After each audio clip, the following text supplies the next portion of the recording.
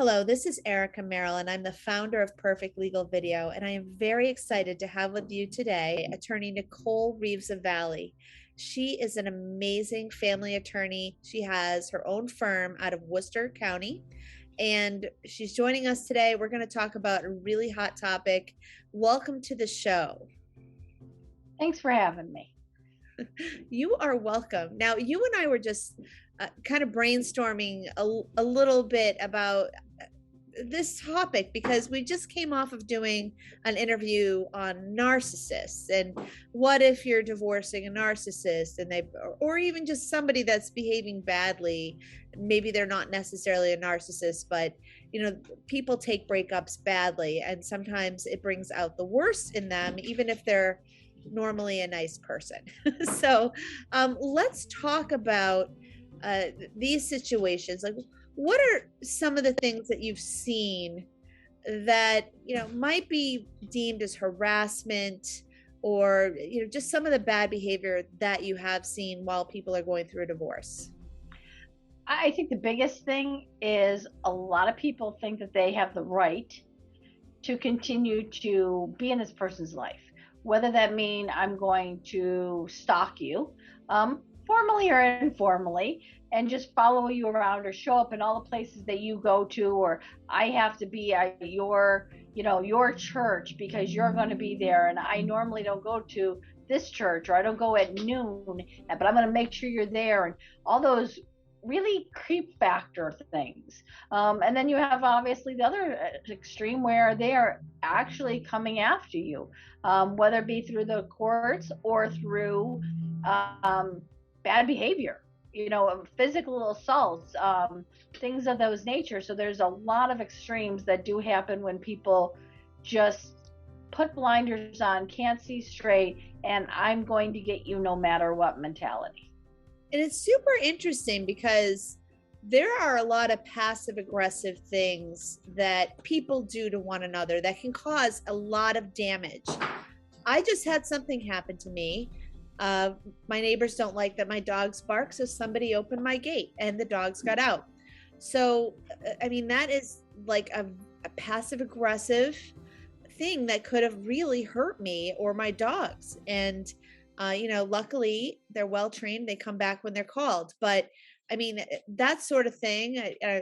I know my ex didn't do that, but that's the kind of thing that people can do that can really hurt you and make you uncomfortable. And I mean, what are some of the stories that you've heard that are kind of more of the passive aggressive piece? And then maybe we could talk about social media and then go on to like some of the more in your face type of situations and what you can do. I think, you've got to understand that this person, whoever that person was in your life, knows your triggers. They know them. So first and foremost, they know that you don't like X, Y, and Z. They're going to do that no matter what. So that's obviously the kind of the easiest way. And again, it could just be making some kind of random comment. It could be,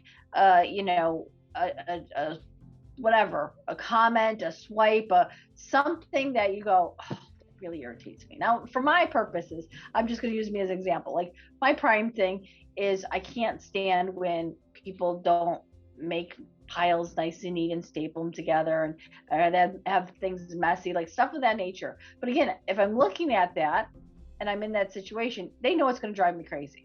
What's that going to do? It's going to put me on edge. So obviously, again, something very simple like that, but they're going to know your triggers. They're going to know that it's off limits to talk about my family. Oh my God, they're talking about my family. And then again, that kind of triggers things. So I think there's the basic stuff that everyone knows is you always know your ex's triggers, whatever it is, however insignificant it is. And they know that that's going to be a nice thing to just torture you with. And then obviously we have the other stuff that kind of expands from there. Are you doing those social media posts? Are you doing things? Just had somebody the other day posted something on LinkedIn. Now, nobody has a LinkedIn account, but it showed up and it said, hey, I'm going to be doing this really, really bad thing on this day. And the reality is my client calls me up in a panic. and is now concerned because, oh my God, what if my child is involved in this? So those are the intentional things that people are doing. We've also had clients who have put GPS tracking devices on your ex. Because again, I'm not going to stalk you. I'm just going to put a GPS tracker. Yeah, that is kind of crazy, isn't it? You know, one thing that I heard recently that was a really good way to combat this kind of behavior. And it's not like out there in the books, like one of the strategies that everyone has tried out and you know, you can recommend because it's been tried and true. But it's just making yourself as boring. They call it the gray rock. Have you've heard of this? Yes. Yeah, so you just make yourself boring. Like some of these people really thrive on the drama and really pushing your buttons. So if you're just a gray rock and you don't give them anything back, they did caution not to let that seep into your other parts of your life and your relationship, because there's a danger of that, I guess, if you're really trying to play that part. But yeah, be so boring that they're not going to think about you anymore. And I think that's a good thing. I think it's, doesn't necessarily work when you have that GPS tracker or somebody literally following you because, are you really going to be that gray rock? Are you really going to be that person that's just sitting there doing nothing with your life? Because then they're getting exactly what they want, which is you to be miserable. So I think there's a fine line there that, you have to continue to live your life. But yeah, I don't need to go to the casino every day because I know he's going to be stalking me, but I'm still going to enjoy the casino maybe once a month. So something that, again, you're turning it where it's not as compulsive as you might want it to be, but you're still not being that rock and not doing any of that work that you enjoy. Yeah, I mean, and that makes a lot of sense.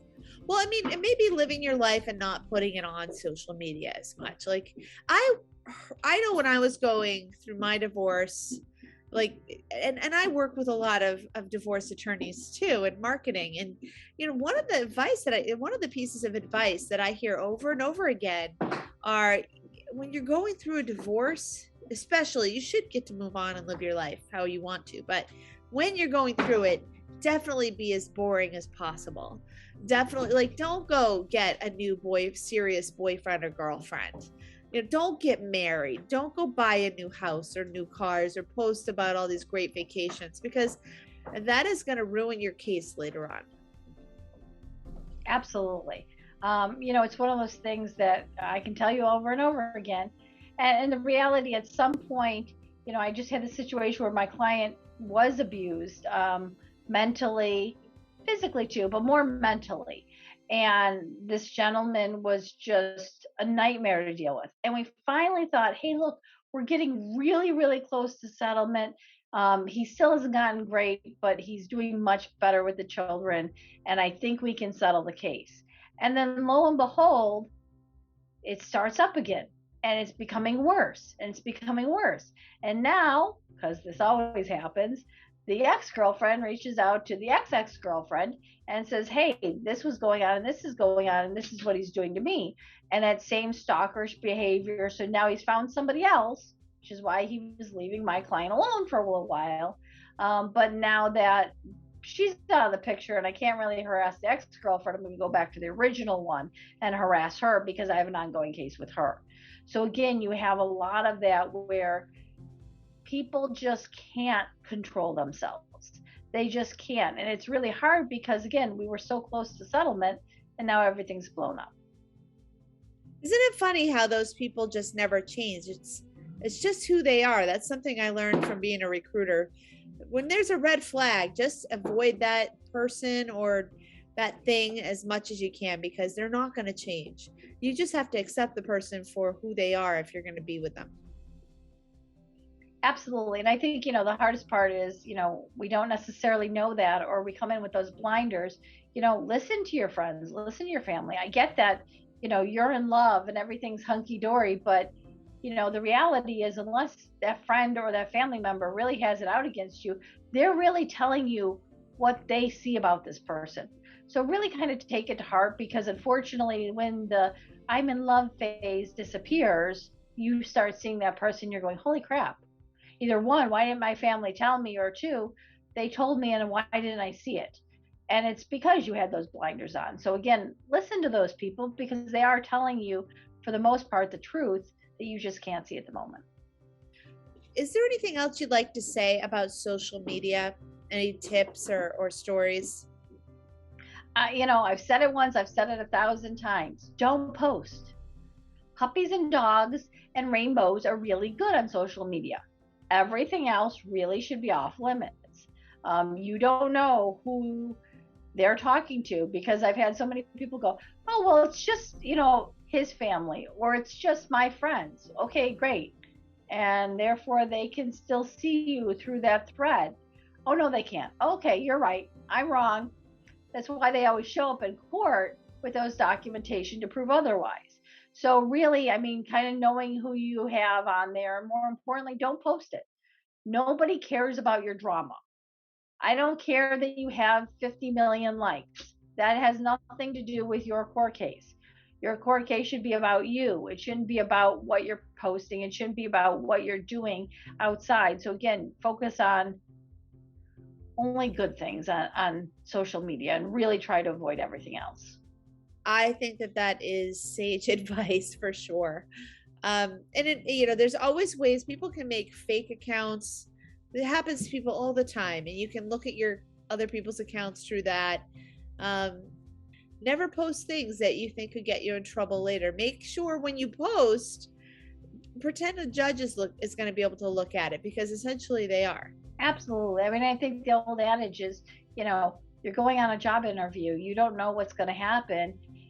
Something that you posted 5 years ago, I'm going to look at that person. It's the same thing for court. Why wouldn't I go back and scroll through all that stuff? And again, I'm going to be able to see it, whether it's a fake account or not.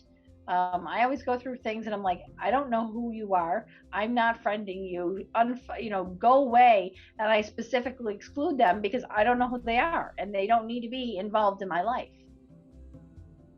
And that makes a lot of sense. And this is coming from someone who has a business and wants to network, but still you need to check these things out. Some people are dangerous.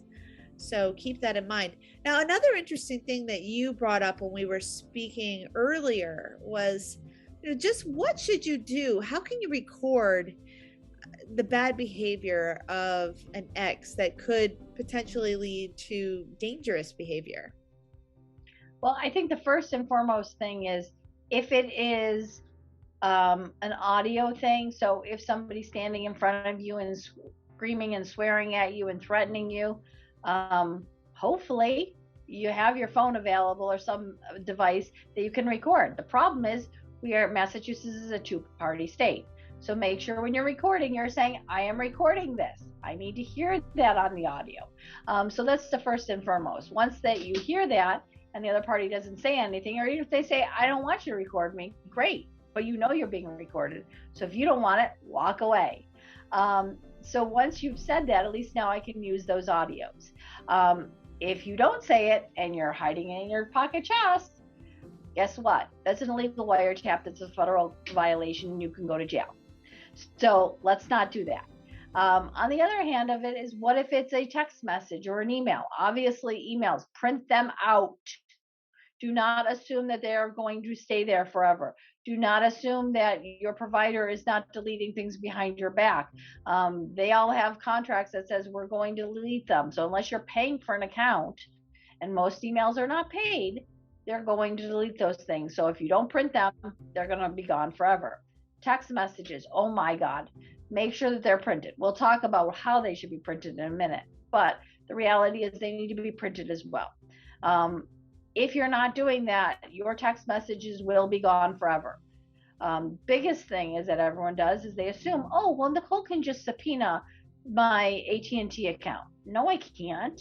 First and foremost, I'm not entitled to that. Even if it's your account, I'm not entitled to do that. Second, AT&T is not going to keep those records. All they're going to keep is that you sent 100 million text messages. They're not going to keep the content. It is very specific. It is used for law enforcement only. and there is a very specific time frame in which they have to request it. I think it's less than 24 hours. So the reality is you're never going to get those text messages saved unless you save them yourself. So I think those are kind of the big things to look out for. My suggestion is always, if possible, use an app like Our Family Wizard. Reason why I'm saying that one versus the other ones that you can get for free is because you're getting what you pay for. Our Family Wizard does cost money. I get no benefit from telling you this, but the reality is they have a policy that absolutely nothing gets deleted, nothing gets altered. The court has access to those records. They're going to see the complete text messages and emails of everybody. There's no way to avoid the communications. They have calendars. They have everything you can possibly imagine, and both the judges and the attorneys are allowed to view those so that we can get an accurate representation of what actually transpired. You'll get a lot of text messages that you can try to do, but at the end of the day, you may not be successful in getting those submitted to the court unless you have an app like Our Family Wizard. I mean, that's really great advice. I mean, you have to, you've always said, write it down. You've sent people journals. Every new client gets a journal. Write this stuff down, back it up when you can with digital content. Absolutely. And again, I think you really need to focus on that. You really need to do it each and every time, because again, you don't know, you're going to be that time, well, I'll get around to it later. And again, God forbid your phone goes in the toilet. You may not get it back. So it's definitely something that you want to make sure you always have it accessible. You always have it available. It's always recorded in some format. So the last piece is, what if things get really serious? Walk us through what you can do. What's the process for reporting serious actions against you, and what happens to them? Well, again, I think it depends on what the issues are. If it is criminal in nature, you pick up the phone, you call the police. Yeah, I get it that you're going to say, well, they never do anything. Great.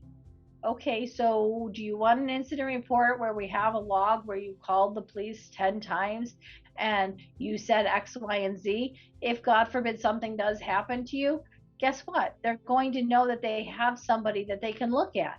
If you've never reported it because you have that attitude, then the police are at a loss. And if somebody's doing a really good job at covering it up, they might not know what happened. So again, and God forbid you die, guess what? We really don't have those records. I have a lot of clients who tell me, hey, Nicole, this is what's going on. Here's the information if anything happens to me.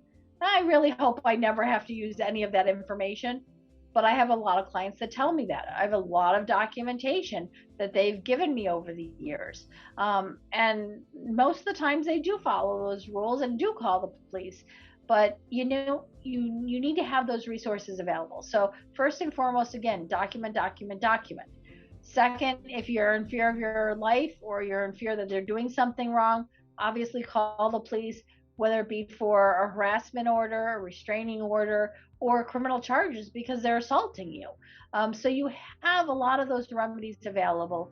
And I get that sometimes it's, well, if I call the police, they're going to lose their job.